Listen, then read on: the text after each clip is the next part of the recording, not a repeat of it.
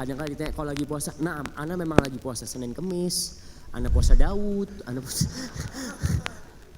itu cukup itu aja yang memberitahu kalau antum nggak mau makan karena puasa, nggak perlu ditambahin dengan yang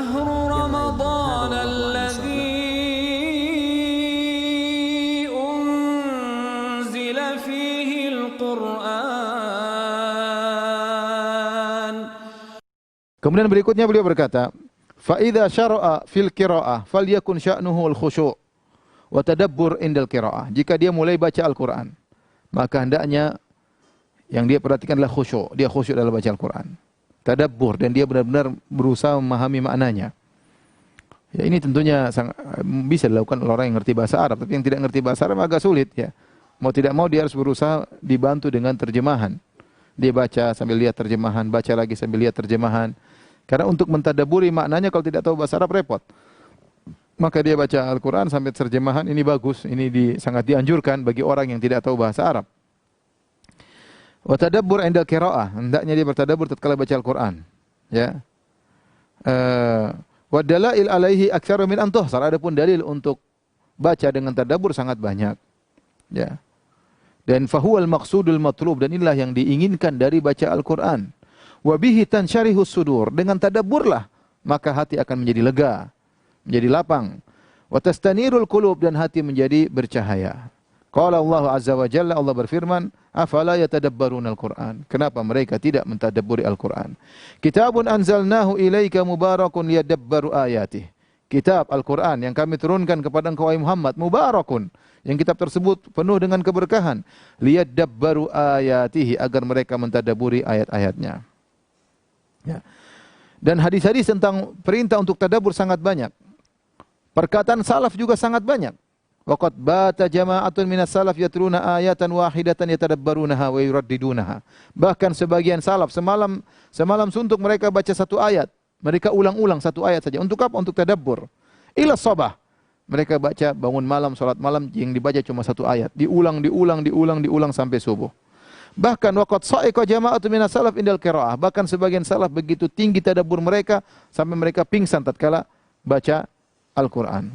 Bahkan wa mata jama'atun minhum halal qiraah, bahkan sebagian mereka meninggal dunia tatkala baca Al-Qur'an. Wa rawaina an Bahz bin Hakim anna Zurarah bin Awfa at-tabi'i, ada seorang bernama Zurarah bin Awfa, seorang tabi'in yang mulia, ammahum fi salatil fajr.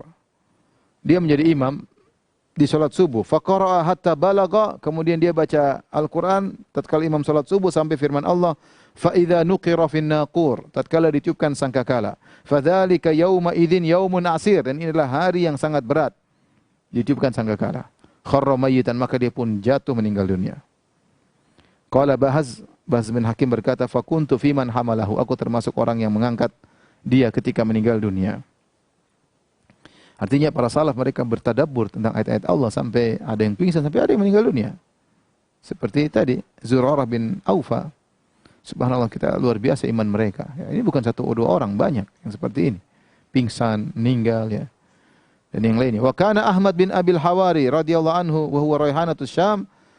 Kama qala Abul Qasim Al-Junaid rahimahullah, idza quri'a indahu al-Qur'an yasihu wa yas'aq.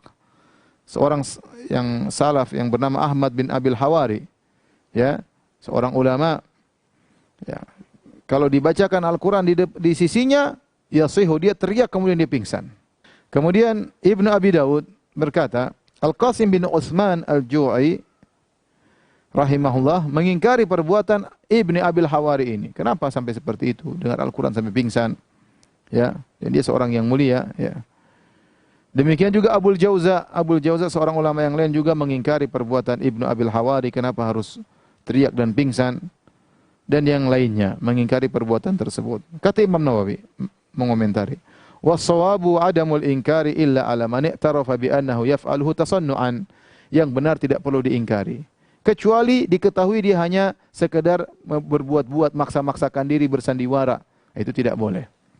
Itu silakan diingkari maksudnya. Tapi kalau dia tidak sengaja dan terbawa dengan perasaannya, tiba-tiba dia pingsan, teriak, tidak kuat kemudian pingsan, maka ini tidak perlu diingkari, kata Imam Nawawi rahimahullahu ta'ala. Assalamualaikum. Waalaikumsalam warahmatullahi wabarakatuh. Ahlan wa sahlan. Halo Ustadz, tanya Ustadz lebih mudah.